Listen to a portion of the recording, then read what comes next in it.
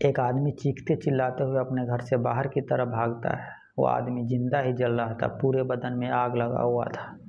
घर के भीतर से उनकी पत्नी भी चीखते चिल्लाते हुए बाहर की तरफ भागती है। पति और पत्नी दोनों जब चीख पुकार कर रहे थे, तब आस पड़ोस के लोग अपने अपने घरों से खिड़की से झांक कर देखता है कि आखिरकार यह दोनों पति पत्नी इतना शोर क्यों मचा रहा है, चीख क्यों रहा है, चिल्ला क्यों रहा है।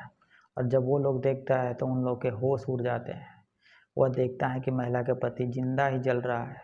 तब सभी लोग अपने अपने घर से बड़ी तेजी के साथ बाहर निकलता है और आग लगे हुए आदमी को किसी तरह से काबू पाने की कोशिश करता है। उस आग को बुझाने की कोशिश करता है। थोड़ी देर के बाद आग पे तो काबू पा लेता है। फौरन ही उस आदमी को इलाज के लिए अस्पताल ले जाया जाता है, लेकिन 3 दिन के बाद उस आदमी की मौत हो जाती है।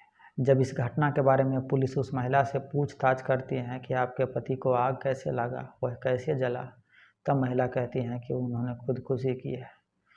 लेकिन जब पुलिस इस केस को अच्छी तरह से जांच पड़ताल करती है तो पता चलता है कि वो आदमी खुदकुशी नहीं किया था। वो अपने आप को नहीं जलाया था, बल्कि उसे जलाया गया था। और जलाने वाला कोई और नहीं बल्कि उसकी पत्नी ही थी। आखिरकार यह महिला अपने पति को जिंदा ही क्यों जला देती है?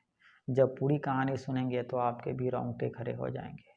यह सच्ची कहानी कहाँ की है, आइए विस्तार से समझते हैं। नमस्कार दोस्तों, मेरा नाम है अंकुश और आप देख रहे हैं क्राइम की कहानी, क्राइम लीला। दोस्तों, आज की सच्ची कहानी तमिलनाडु की है। जिला कल्लाकरुची और थाना था मम्मम तलाई।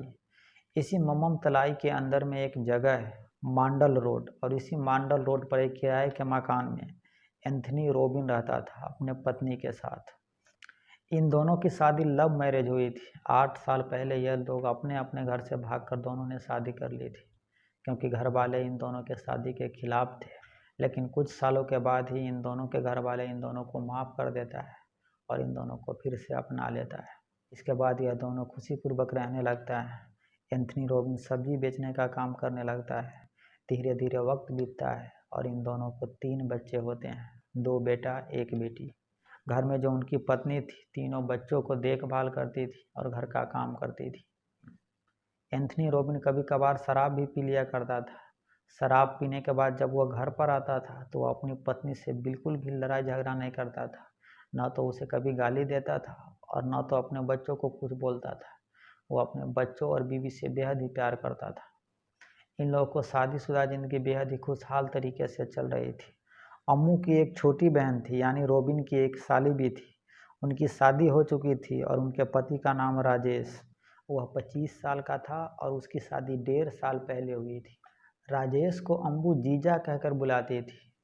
राजेश कभी कभार अपनी बड़ी साली अम्बू से भी मिलने के लिए उनके किराए के मकान पर जाता था। वहाँ जाता, उनके छोटे बच्चों के लिए मिठाई टॉफ़ी लेकर जाता था। कुछ देर बातचीत करता, नाश्ता पानी करता। इसके बाद रोबिन से भी मिलने के लिए उनके दुकान पर जाता था। एंथनी रोबिन और अम्बू की शादी के 8 साल हो चुके थे। तारीख थी 7 मार्च 2026। शाम का वक्त था। सब्जी की दुकान बंद करके एंथनी अपने घर वापस आता है। दारू भी पीकर आया हुआ था, लेकिन थोड़ी देर के अंदर में वो अपने घर से चीखते चिल्लाते हुए घर से बाहर की तरफ भागता है। उसके बदन में आग लगा हुआ था। रोबिन जिंदा ही जल रहा था। थोड़ी देर के अंदर में ही उसकी पत्नी भी घर से चीखते चिल्लाते हुए बाहर की तरफ आती है। जब यह दोनों चीख पुकार कर रहे थे तब आसपास के लोगों ने सुना। उन लोगों को लगा कि यह दोनों चीख पुकार क्यों कर रहे हैं। वो लोग अपने अपने खिड़की से दरवाजे से झांक कर देखता है। तब उन लोगों के होश उड़ जाते हैं। देखता है कि जो रोबिन है वह जिंदा ही जल रहा है। तब आस पड़ोस के लोग बड़ी तेजी के साथ अपने अपने घर से निकलता है और रोबिन को जो आग लगा हुआ था उस पर किसी तरह से काबू पाने की कोशिश करता है। थोड़ी देर के अंदर में ही आग पे काबू पा लेता है, लेकिन रोबिन बुरी तरह से झुलस चुका था, जल चुका था। फौरन ही एंथनी रोबिन को अस्पताल ले जाया जाता है।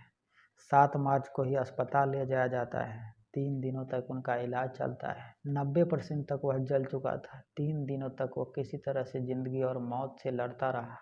आखिरकार 10 मार्च 2026 को उसकी मौत हो जाती है। इस घटना के बारे में पुलिस को खबर दी जाती है। पुलिस अस्पताल में आती है और जो उनकी पत्नी थी अम्बू से पुलिस पूछताछ करती है कि आपके पति को इस तरह से आग कैसे लग गया। तब उनकी पत्नी बताती हैं कि वह रोज़ दारू शराब पी कर आता था। गाली गलौज करता था, बच्चों को पीटता था, मुझे भी पीटता था। जितनी उसकी कमाई थी उससे घर चलाना बड़ी मुश्किल हो रहा था। इससे तंग आकर वह 7 तारीख को शाम में जब दारू पीकर घर आया था, अपने ऊपर पेट्रोल डालता है और अपने आप को आग लगा लेता है। उन्होंने खुदकुशी की है। इस तरह की बात पुलिस को बताती है। पुलिस को अंबू की बातों में सच्चाई लग रही थी, क्योंकि एंथनी रॉबिन का जब पोस्टमार्टम रिपोर्ट आता है, रॉबिन के जिस्म में अल्कोहल का मात्रा पाया गया और जब उसको आग लगा हुआ था तो उससे पहले उस पर पेट्रोल डाला गया था। इसका यह मतलब था कि जो उसकी पत्नी बोल रही थी सच बोल रही थी।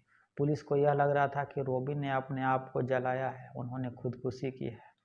फिर पुलिस वाले सोचते हैं कि क्यों न एक बार वहां जाकर देखा जाए जहां पर इन्होंने आग लगाया हुआ था। तब पुलिस रॉबिन के घर पर जाता है। फिर पुलिस वाले देखते देखते पुलिस को एक सीसीटीवी कैमरे पर नज़र पड़ती है। उस सीसीटीवी कैमरे में रॉबिन के घर का भी सीन आ रहा था। तब पुलिस सोचता है कि चलो उस सीसीटीवी कैमरे की जांच कर लेते हैं। और जब पुलिस उस सीसीटीवी कैमरे की जांच करती है तब पूरा केस ही पलट जाता है। उस सीसीटीवी कैमरे में साफ साफ दिख रहा था कि जब रॉबिन चीखते चिल्लाते हुए अपने घर से बाहर की तरफ भाग रहा था, पीछे से उसकी पत्नी भी भागते हुए आई थी और पत्नी ने ही माचिस की तिल्ली उसके ऊपर फेंका था। इससे पता चल रहा था कि रॉबिन अपने आप को नहीं जलाया था, बल्कि उसकी पत्नी ने अपने पति को जलाया था। पुलिस बगैर देरी किए हुए रॉबिन के पत्नी यानी अंबू को गिरफ्तार करती है, थाने लाती है और उससे पूछताछ करती है। वो अपना जुर्म कबूल करती है और कहती है कि हाँ, उसी ने ही अपने पति को मारा है, उसे जिंदा ही जलाया है।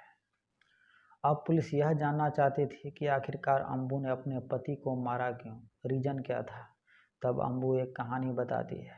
तब वह बताती हैं कि उसकी शादीशुदा जिंदगी बेहद ही खुशहाल तरीके से चल रही थी, लेकिन जो उसकी छोटी बहन का पति है यानी राजेश, अक्सर उनके घर पर आया जाया करता था। इन दोनों के बीच में घंटों घंटों तक बातचीत होती थी, क्योंकि जो रॉबिन था वह सब्जी की रेडी लगाता था, तो सुबह में जब वह घर से निकलता तब वह शाम में ही लौट कर आता था। घर पर यह अकेली थी और जो इनके बच्चे थे वो भी छोटे छोटे बच्चे थे। तब यह राजेश और अम्मू घंटों घंटों तक एक दूसरे के साथ बातचीत करती, हंसी मजाक करती। इसी बातचीत और हंसी मजाक के दौरान यह दोनों इतने करीब आ जाते हैं कि यह दोनों रिश्तों की मर्यादा को भूलकर संबंध बनाने लगते हैं। इस तरह से यह सिलसिला 2 सालों तक चलता रहा। कानों कान तक न तो आसपास के लोगों को भनक लगी और न ही कभी अम्मू के जो पति हैं यानी एंथनी रॉबिन, उनको भी इसके बारे में कुछ पता नहीं चला, क्योंकि आस पड़ोस के लोग राजेश को घर आते जाते तो देखता था, लेकिन सभी को पता था कि अम्मू की छोटी बहन का पति है, इसलिए लोग उन पर शक नहीं करता था। लेकिन घटना से 10 दिन पहले रॉबिन दुकान को 2 बजे ही बंद कर लेता है और अपने घर आता है। घर आने के बाद देखता है कि उनकी पत्नी राजेश के साथ घनघोर आपत्तिजनक हालत में है। पत्नी और राजेश की नज़र जब रॉबिन पे पड़ता है तो दोनों काफ़ी घबरा जाते हैं, लेकिन राजेश किसी तरह से वहाँ से भागने में कामयाब रहता है। अगर इस तरह से अपने पत्नी को किसी गैर मर्द के साथ संबंध बनाते हुए पति देख लेगा तो आप समझ सकते हैं कि उस पति पर क्या बीतती होगी। यही हाल एंथनी रॉबिन का था। वो अपने पत्नी को 2-4 झापड़ मारता है। पत्नी अपने पति के पांव पर गिर जाती है, रोने लगती हैं, माफ़ी मांगने लगती हैं, कहने लगते हैं कि मुझसे गलती हो गई, मैं बहक गई थी, मुझे माफ़ कर दो, आज के बाद ऐसी गलती कभी नहीं होगी। रॉबिन काफ़ी समझदार था, वो अपनी पत्नी को माफ़ कर देता है, लेकिन रॉबिन जो अपने पत्नी को राजेश के साथ संबंध बनाते देखा था, यह बात भूल ही नहीं पा रहा था। इस घटना के बाद वह रोज़ शाम में शराब पीकर अपने घर आता था, अपनी बीवी के साथ मारपीट गाली गलौज करता था। लेकिन अम्मू भी मजबूर थी, इसके बारे में किसी को वह भी कुछ नहीं बता पा रही थी। लेकिन रोज़ रॉबिन का यही नाटक हो चुका था। तब अम्बू थक हार कर फिर वह राजेश को ही कॉल करती है। जब से हम दोनों को उस हालत में रॉबिन ने देख लिया है, रोज़ वह शाम को दारू पी कर आता है, मेरे साथ मारपीट करता है, गाली गलौज देता है। कुछ न कुछ रॉबिन का करो, नहीं तो वो मुझे जीना हराम कर देगा। इसके बाद काफ़ी सोच विचार करने के बाद राजेश 2 दिनों के बाद कहता है कि ऐसा करो कि रॉबिन को जिंदा ही जला दो। यह प्लान राजेश अम्मू को बताता है और जब अम्मू यह प्लान सुनती है तो अम्मू को लगती है कि यह प्लान बिल्कुल सही है। तब राजेश 6 मार्च 2026 को प्लास्टिक की बोतल में 2 लीटर पेट्रोल खरीदता है। अम्मू को एक जगह पर आने के लिए कहता है। अम्मू उस जगह पर पहुंचती है जहां पर उसे 2 लीटर पेट्रोल राजेश देता है। यानी उसके अगले दिन जब रोबिन शाम के वक्त अपने घर में नशे की हालत में आता है और नशे की हालत में रोबिन के ऊपर 2 लीटर पेट्रोल डाल देती है। जब रोबिन को एहसास हुआ कि उसके ऊपर उनकी पत्नी ने पेट्रोल डाला है, तब वह घर से भागने की कोशिश करता है। काफ़ी नशे में था। वह लड़खड़ाते हुए किसी तरह से अपने घर की बाहर की तरफ भागता है। पत्नी बड़ी तेज़ी के साथ किचन में जाती है, लाइटर ले लेती है और वो भी बड़ी तेज़ी के साथ रोबिन का पीछा करने लगती है। तब तक रोबिन चीखते चिल्लाते हुए घर से बाहर निकल चुका था। पीछे से उनकी पत्नी भी बड़ी तेज़ी के साथ भागते हुए आ रही थी। वह लाइटर जलाती है और अपने पति के ऊपर फेंक देती है। एक पल भी नहीं लगता है और वह आग का गोला बन जाता है। रोबिन जिंदा ही जलने लगता है। वह चीख रहा था, चिल्ला रहा था, बचाओ बचाओ, लेकिन जो उनकी पत्नी अम्मू थी, दरवाज़ा के सामने खड़ी थी, अपनी आंखों के सामने अपने पति को जिंदा जलते हुए देख रही थी, लेकिन वह कुछ बोल नहीं रही थी, चुपचाप खड़ी थी। तो दोस्तों, यह थी आज की सच्ची और अफसोसनाक कहानी। अगर इस कहानी के बारे में आप कुछ बताना चाहते हैं तो अपनी राय हमें कमेंट कर ज़रूर बताइए। हम आपसे एक और ऐसे ही सच्ची कहानी के साथ मिलते हैं। तब तक आप अपना बहुत सारा ख्याल रखिए। जय हिंद, जय भारत।